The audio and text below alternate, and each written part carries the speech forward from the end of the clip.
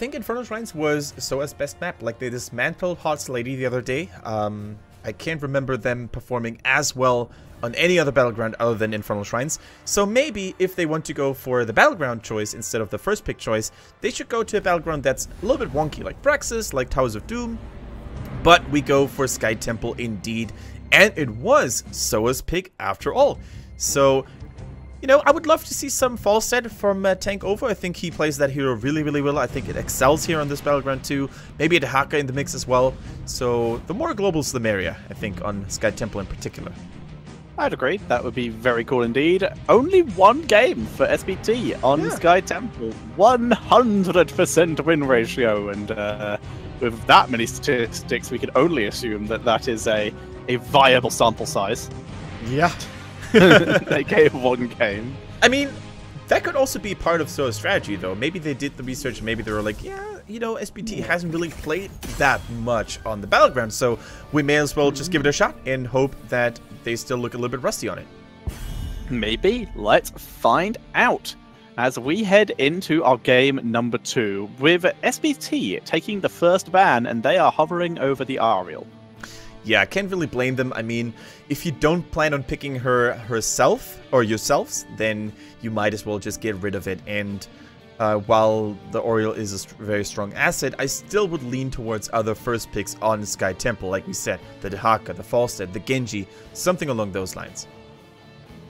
I would agree. So the Ariel still being hovered. They're thinking about other things, though, running down the timer as much as possible. So SPT, I'm nervous about them. Like I said last week, they've been looking a little bit shaky. They don't look like the SPT we saw from the first couple of weeks. And heading into the Eastern Clash, that's not encouraging when MVP Black are looking as strong as they ever have. Yeah. And are really showing up a lot. Right now, I'm leaning a lot of my faith onto CE, who are actually looking a little bit better than they have been over the last 2 weeks. Last week, they looked a lot better than they had the previous 2 weeks. I gotta agree. I also think when you compare SPT to CE, the roles have actually, you know, swapped a little bit. Whereas in last season, SPT always seemed to be the big innovators and the big creative minds that would bring something to the table that nobody had on the radar. It now seems to be CE has taken over that role. SPT plays very standard these days, and CE goes for the likes of Brightwing on almost every single game. They go for the inside Karazim. Lufel in general is hands down the most innovative support in the world right now. Couldn't agree more. Whereas SPT, they appear to have not gone stale, but they're definitely slowing down. They're in a more still part of the stream. They're not in the rough rapids like CE are. And yeah, the CE being in the rough rapids, yeah, you could hit a rock, but you could also have the time of your life doing so. Exactly. Can SPT show us something new? I mean, think back to Phase 1. They played the Toad Zebo, they played the Fury variant with the Twin Blades. Yep. It's been a while since we last saw anything like it, right? It really has. They've just not gone for this, and this could be indicative of just the balancing being potentially off, where some things are just too OP to ignore. This could be indicative of that, or this could be a situation of they're just getting so complacent a little bit on these great heroes. Like right now, this is looking fairly standard. Dehaka, Uther, same old for the moment. Exactly. It might also have something to do with the fact that they might not feel very comfortable in the current meta. So they might not feel the confidence to actually go for something innovative. There could be many reasons, and maybe the arrival of Stukov will actually change something in their drafting behavior. Like, that basically counts for all the teams out there. I mean, Stukov, high impact hero, is definitely going to shake things up in the support department. Exactly. Stukov says it himself. When he sees drafts that look a bit similar with all the same heroes, he responds the same way every time. Is this all you have? Every single time. As Tyrael comes in here. Very melee protecty team for SPT. Let's see if they go anything to go with it, if they go for that melee assassin. You know what my favorite quote from Stukov is? I actually have it as a follower notification on my stream. I did skip leg day and other arm day. I've not heard that one. That's good. I like it. Stukov's just cool in general. Yeah, I gotta be honest with you. Like, when I first heard about Stukov, I wasn't really that excited because I never really felt the connection during the StarCraft 2 campaigns between Stukov and myself. But the more I saw of him, the more I felt him, the more I played with him, the more I liked him. So he's definitely earned his place. I can't remember the interaction that he has, like the starting conversation interaction with Protoss, but it's just like, "Oh, great, Protoss. If I was so looking forward to a pompous speech," or something like that. I can't remember what it was. Or a self-righteous talking to. I can't remember exactly. Yeah. It's cool. He's actually a really cool character, like very deep lore behind him as well. Like, he's not your stereotypical villain. To be fair. Yeah, exactly. Yeah, he's not a villain. He's a tragic hero. Yeah. Exactly. Who's had a really rough time. No place he belongs, so follows the Queen of Blades. Alright, back to the draft though. No Stukov here, unfortunately, because he has not officially been released for HGC China. As we said, we're going to see him at the Eastern and Western Clash, however. The Abathur seems to be a constant theme here as well, especially when the enemy team went for Arthas or the Greymane, because those two heroes make really good symbiote targets, and the Greymane in particular, just awesome to have as a copy. Exactly. So very solid ban out there by SPT. So what are SOA going to do to react to this? Now, SPT still threatening melees, so SOA could, in theory, just pick a Illidan and then a double support here. They're going to go with the Falstad, getting that tank Ovo Falstad in and a support. Yeah, I like it. I mean, very, very solid what SOA brought to the table here. No major hiccups, no drafting mistakes, and as you said, Tank Ovo looks really, really good. But even Uncle G could play the Falstad, so that's the strength of SOA. They can rotate between roles like barely any other team. And if you remember the game against Hots Lady, like Uncle G, he played a masterful Falstad with that biggest gust of the season. What else do they need now? Do they need a solo laner, like Sonya, for instance? Or do you think that one of the ranged heroes could fulfill that role? I think Falstad fits in that role fairly nicely. I think he's going to have a... he's probably the better hero to go up against go up against a hacker, just purely due to the range advantage. SPT finishing off with the double ranged assassin, the Li Ming and the Tychus, which leads me to believe potentially a Judgment Tyrael might be what we're seeing. Yeah, hide your girlfriends, hide your wives, because that game just got a lot sexier with that Tychus skin. I'm loving it. Whew, need to contain myself here. How many chests have you won out of the Suns Out, Guns Out promotion? 0. Me too. Feels bad, man. I thought maybe one of the Chinese casters would be able to tell a success story, but no. It's fine. It's fine. I'm saving up all my gems in terms of buying chests anyway for the second we get those good old HGC loot boxes or whatever they're going to end up giving out those team banners with. Yeah. Yeah, it's definitely true. It's going to be good. Even the gems. Like, I love the summer stuff, but I already have most stuff I need. I've got 3 different speedos in terms of Tychus, so pretty comfortable there. Got the Tracer skin. Already had the Bikini Stitches skin from the plush. So I had everything I need. Bought a surfboard. Ooh, and here we go. If we had any question on who would play Falstad, it is now the answer, because Tank Ovo is not going to play that Zarya. Uncle G falling back to the strongest woman in the world. We have 2 Russians in the Nexus now, I just noticed. We do. Do they have an interaction with each other? I would assume so. I've never had a Zarya play with the same team as a Stukov. That would be interesting to find out. We'll have to test it later. Like, at some point we'll duo together and see what happens. Yeah. Definitely. So, what do you make of this Zarya? Like, she has been popping off a lot today, hasn't she? Yeah, she has. And we already have Uncle G, who's been a ban-worthy Zarya in the first place. So that's encouraging for SOA. I feel it works reasonably with their comp protection for the Greymane. Overall, both of these teams, there's nothing special about them. It's 2 very solid compositions made of very solid heroes that work reasonably together. Yeah, it all comes down to execution for sure. Like, we have global mobility on both sides. We have the Zarya, who might not be, you know, the standard go-to in other regions, but in China, she has been performing quite admirably. And considering the fact how well SOA just played in Game 1, I think they can definitely cause a lot of issues for SPT. Yes, they can. So, we are awaiting the beginning of the game. Let's see who's able to do it. Someone just came up with the idea of Zarya, Graviton Surge, and Stukov Silence. That might be the thing that would actually make the Zarya Graviton Surge actually useful. I would like to see it. For now, though, we are loading into game number 2 of SPT versus SOA.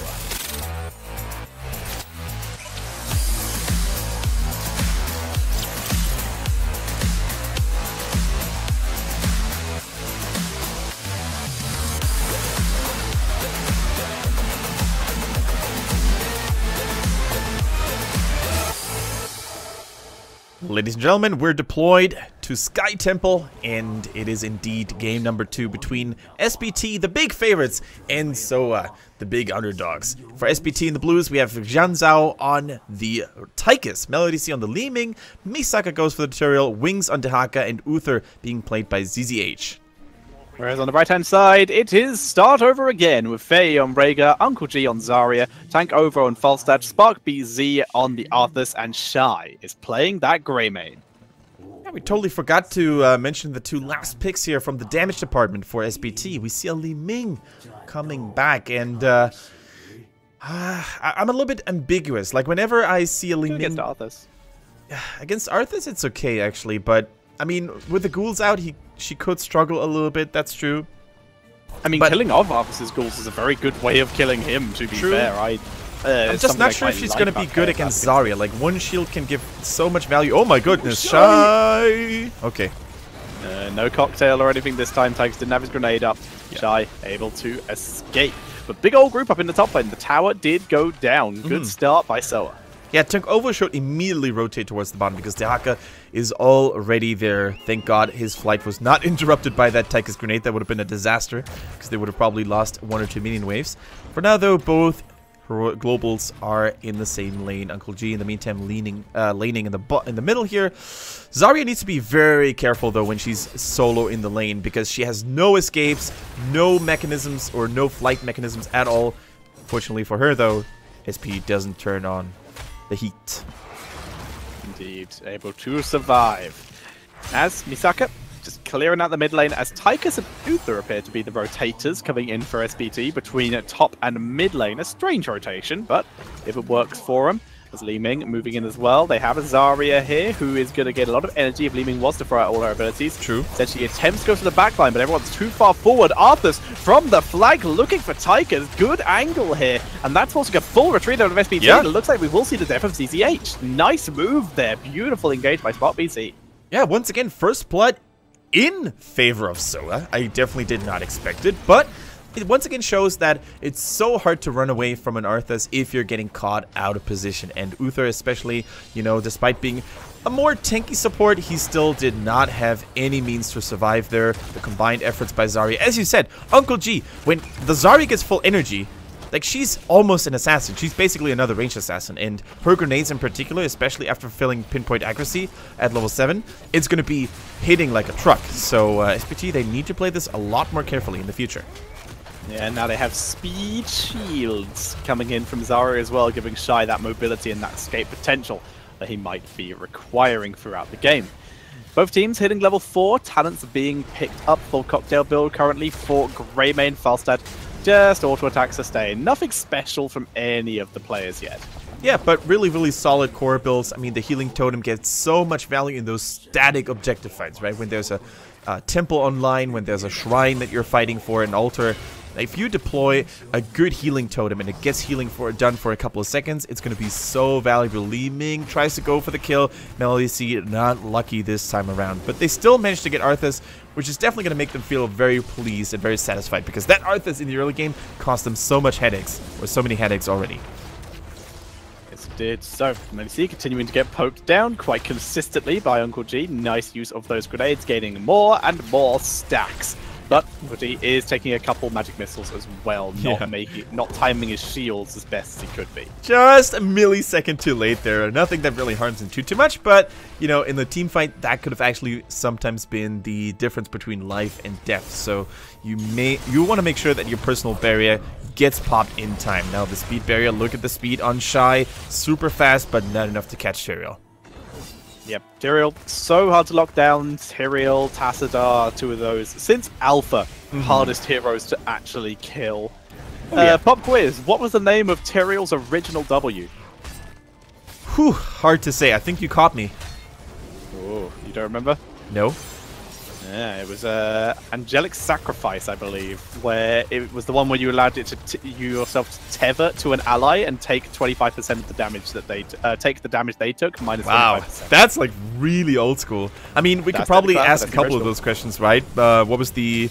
Let's actually put that over to the community, the viewers out there. What was the first name or the initial name of Falstead's original heroic ability? Oh, good one. I like it. Let's see. I'll keep it out of the chat, see if we get that one. Yeah. As for now, Bruisers pushing in top lane. Just both teams looking to clear them, but Wings a little bit more aggressive. Needs to be careful of the Grey Mane here. Good damage output. Nice. Drag misses, and they are out. Yeah, big Shockador, play by correct, Tank Over, really spur. saving the barrel roll until the very last moment. Now he doesn't have it anymore, and that was the exact shot calling double kill by Melody C, immediately capitalizing on the fact that Falstead had no more escape mechanisms. The barrel roll was used early, and that's exactly how you do it in competitive Heroes of the Storm. You call those important abilities, and the immediate punishment coming in by SPT. There is the correction, actually. It was Aerial Blitzkrieg. That was the original of his other ult, but the original name for Hinterland Blast was Shock and Awe. All of them had different names. Yeah. Either way, well done, guys. Aerial Blitzkrieg, even more old-fashioned than the Shock and Awe, which was basically just a rebrand or a rename. So yeah, well done. They know their Heroes of the Storm game, our viewers. What else do we really expect? What is the name of both a Heroes of the Storm and old Heroes of the Storm team? Hang on, Jin Jiao getting focused. ZZH will drop here. That's going to force Super Perfect Team off the point, at least for now. Yeah. What is the name of an ex-Heroes of the Storm team and also a talent that was removed from Teriel? Ooh, that's... Oh yeah, I think I know what you're talking about. I like it. Yeah, there was a team in the open divisions and in NA. Let's see if they can work it out. Dahaka missing the drag. They're looking for Spark BZ, trying to siege him down. Disintegrate, not enough. Oh, that was, like, keep in mind, this was a 4 versus 5 for the most part in favor of SOA. Yet, they couldn't use their numbers advantage to really get anything done. The Temple in control for SPT still. Heroic abilities online as a result. The bottom lane greatly demolished as well. So SPT, man, putting on a clinic even in a numbers disadvantage. Yes, they are doing a good job so far. Wings clearing through it. People are remembering the talent. They can't remember what it's called. Oh dear. As Wings clearing out mid lane, moving up to top lane, gonna try and soak against the Falstad. Cast aside, Kendrick. You cheat. Don't read the rest of my message though. Yeah, you peons. I do like that. Alright. Well done. I know that a lot of players love that talent, and especially shout out to my good buddy Nomi, who used to play for Mindsanity and is a German commentator as well. He is a big fan of the talent, and I think he was... Oh my goodness, Tank Ovo! That was the wrong location to drop in. Well, he survived. I think he was attempting to fly behind a gust, but instead he landed in the middle. I decided to barrel roll to safety as opposed to... I think even SPT was surprised by that bold location drop, so they didn't immediately collapse on him. Who can blame them? It's just like, wait, what, why? And just immediately react to that. Like, you can still see the circle. They should have known he was coming. Saka scouting out with Smite for the moment. Alright. So, both teams still fighting on even terms for the most part. Uncle G just completed his grenade talent at level 1. You saw the blue-purple shimmer around him. Expulsion zone, everything's online for SOA. Can they make it work? That is going to be the big question. For now, they are basically content with just laning. But they need to fight pre-13, in my opinion. I would agree. Let's keep an eye on it. Misaka sniping himself a fort. Nice and sneaky there. Here we go. He didn't go for judgment like I thought he would, by the way. It is certification, which is still fine. A lot of team fight potential here that you can get some good value out of. Melody C, lots of damage. Curse Bullet even used on him. And the expulsion zone to guarantee the kill. Nicely done. Yeah, that was nicely done. Uncle G actually waited until the teleport was used by Li Ming. So just like SPT did earlier against Tank Ovo, now it was SOA who basically counted cooldowns and who were using good communication. Yeah. Now this is a bold move, Tetcher. Expulsion. They still have Gust though. Falstad arriving directly into the sun. So they still have Gust, but not if Falstad dies to the boss. And as such, that damage is enough to zone him out. Odin drops as well. They burn a heroic, but they're not leashing it yet. They're keeping it aggroed. Sanctification is available. The tornado! Again!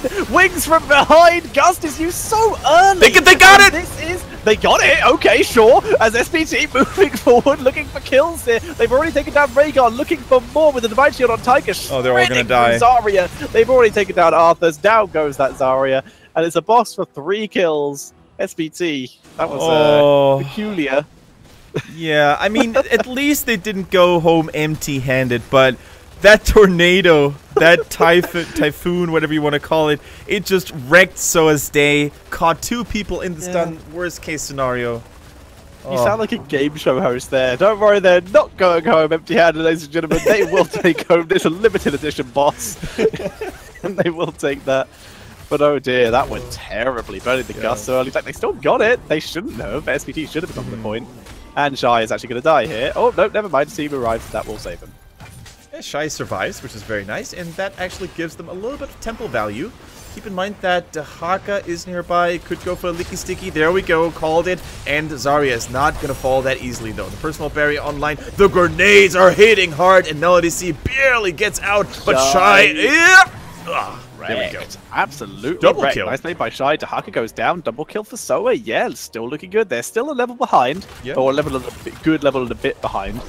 But they are doing alright for the moment. I like this call here on the Mercenary camp. I mean, what are they going to do? Without Dahaka and Li Ming, there's no way SPT can actually contest it. And now they got 6 knights here pushing all together. Actually, that's more. That's 8. That's 8 mercenaries. Holy schmoly. That is many. It's an army. That's a lot of tankiness at the front line. They're actually body blocking each other because there's so many as they begin to move in. Odin has to be used just for the defense here.